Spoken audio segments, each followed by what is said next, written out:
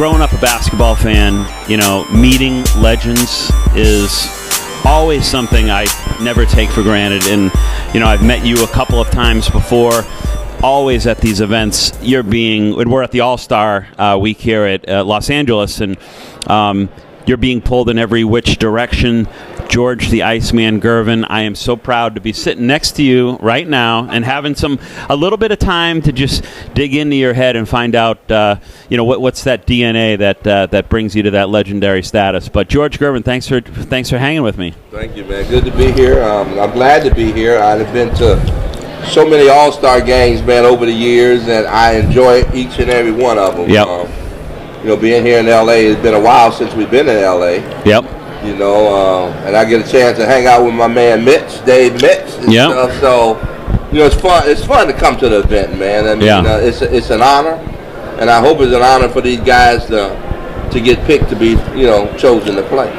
And you obviously rank right up in the top of the greatest players ever to play the game, and you started out. Obviously, success in high school, success in college, and then going on to play in the ABA, going into the NBA. What was that transition like? George, I got to tell you, my memory of the ABA is pretty limited. I know I look a lot older than I am, but I'm relegated to semi-pro with Will Ferrell and the Tropic Thunder. Love me sexy. Hey, Is that like it? I was in that movie. Were you? I had a little snippet in that movie and stuff, man. So my goodness. With guys for a minute. It looked like a lot of fun. The ABA looked like it was fun. I mean, but tell me about that. For me, it made me. I mean, it gave me a shot to become a pro early. Right. Yep. I left school on some not real good circumstances. Yep. I got in a fight and they kicked me off the team, and I could have stayed in school, but I really went to school to play basketball, so I withdrew from school and and I joined the semi-pros. Yeah. And I played on a team in Pontiac, Michigan, Roy White's team, and I was averaging 38 points. Yep. And Johnny Red Kerr saw me. So Johnny Red Kerr, who was a scout for the Chicago Bulls at that time, and knew Earl Foreman, who was the owner of the Virginia Squires, he called Earl and said, "You see this kid?" Earl flew me up. Me and Willie Merriweather, who was my high school coach at that time, and he say, "Y'all won't believe this, man, but I got my contract by shooting around." Okay. I made 25 out of 33s, and he signed me on the spot. Right. Yep. Fortunately for me, Dr. J was on that team. Julius Gervin with the Virginia Squires, and Doc became my mentor. So playing that ABA for me, man, was the beginning of George Gervin's career. So I'll ask you this, because somebody as good as you have been in your career, did you feel that you were the best on the court most of the time? And if not, who were those players? I mean, Dr. J you looked up to and you played with him. Did you have that sort of swagger when you played, that you felt like you were the best on the court? Is that what separates the average from the greats? I never felt that. I mean, I felt I was on the floor, and I felt how I was playing. It proved to be the best. But you knew at any time you could work somebody out there. I knew any time I could put the ball in the basket. Yeah, right. So to have that, confidence to being the best, I didn't care who was on the floor. Right, I gotcha. You know what I'm saying? Yep. Mm-hmm. I knew I was going to do the best that I could do, and most of the time I was the best on the floor. I just had this conversation with somebody completely unrelated to them even knowing that I was going to be coming and talking to you, but they said they remembered watching, and I looked it up on YouTube, you played horse against Pistol Pete Maravich, and that's got to be, that's one of the old school sort of promotional stunt things, right? I'm still mad Pete beat me. Oh, he did? Well, I'm still mad, but hey, Doc, I'm mad in the sense because I had him down. Right. If you know anything about horse, and most people do, yeah. Pete was a trick shot artist. Right. Yep. And once he got into his bag, it was, he do stuff people couldn't do. Sure. Yeah. So, I got him to where it was HORS on him. And me, knowing that Pete wasn't really a good bank shot shooter. Right, right. In horse, the whole key is to keep the lead. Yeah, right. That means keep him have to do what you do. Keep him on his hoofs. Man, I went in the corner to shoot a corner jump shot and missed, and Pete did like this. Ice. Hey, I beat an NBA player in a horse, a good friend of mine, and I hang it over his head, and it was in my driveway, and I beat him on a shot off my shed. It bounced and it went in, and I said, that's the game, my man. And you know, he was a Hall of Famer for Boston College, and he played overseas and everything, and that was my thing. That was my shot, and he wasn't expecting it. Anybody can win at horse. Yes, if they take the lead. Right. So Pete ended up getting on the floor and spinning one off the glass, and I couldn't do it, and he won it. So he ended up winning the horse contest. It was me and him in the final. I never forgot it. I mean, Pete was special. You know, when I got my first scoring title in New Orleans, Pete was playing with the New Orleans team. Yep. And I needed 59 to get the scoring title because David Thompson earlier got 73, and I was leading the league in scoring.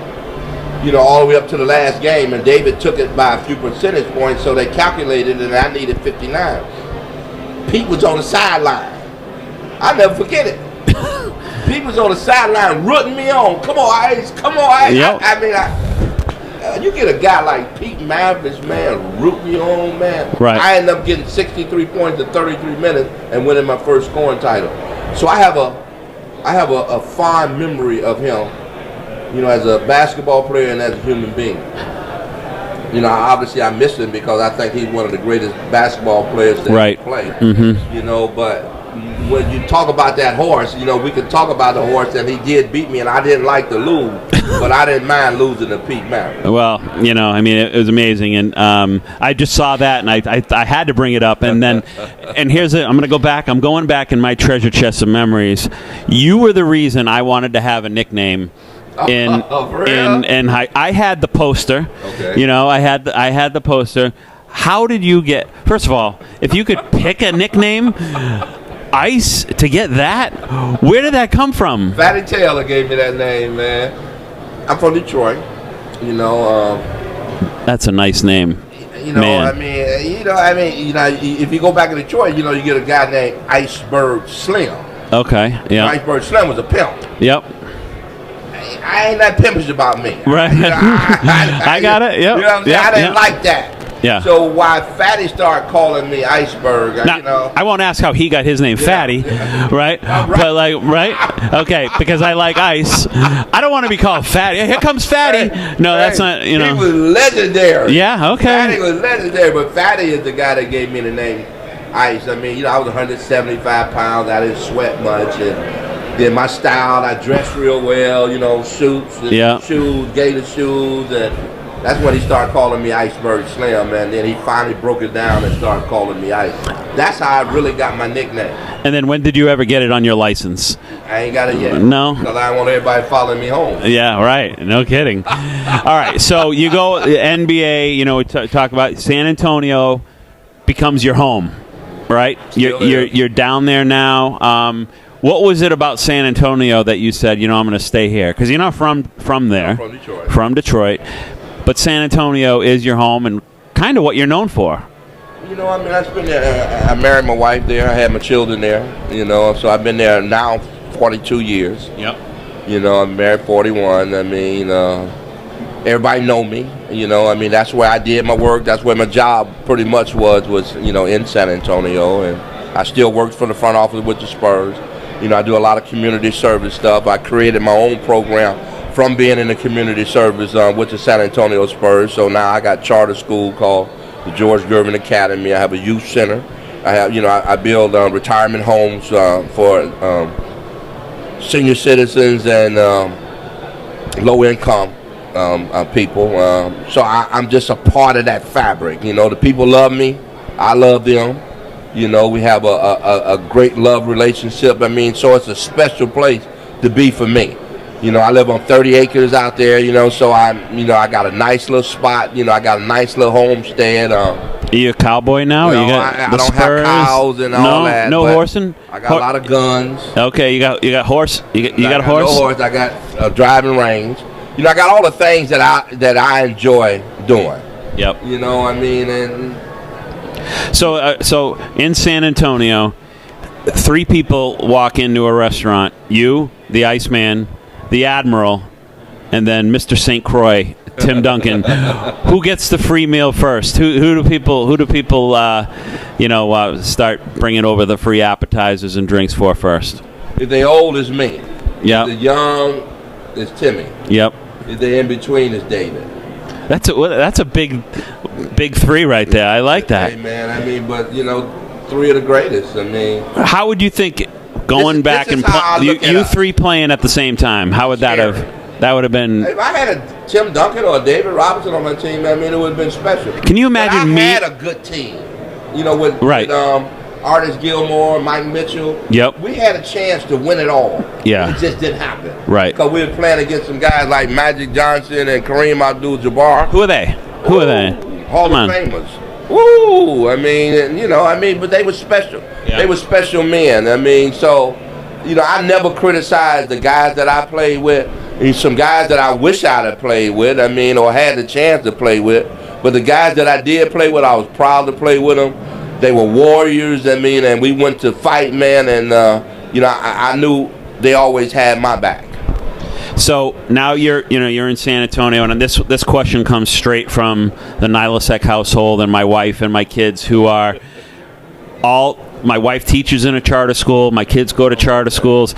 Charter schools are one of those things that, and I don't understand why there's a sort of a this side or a that side, but you have, you're heavily involved in education down in San Antonio.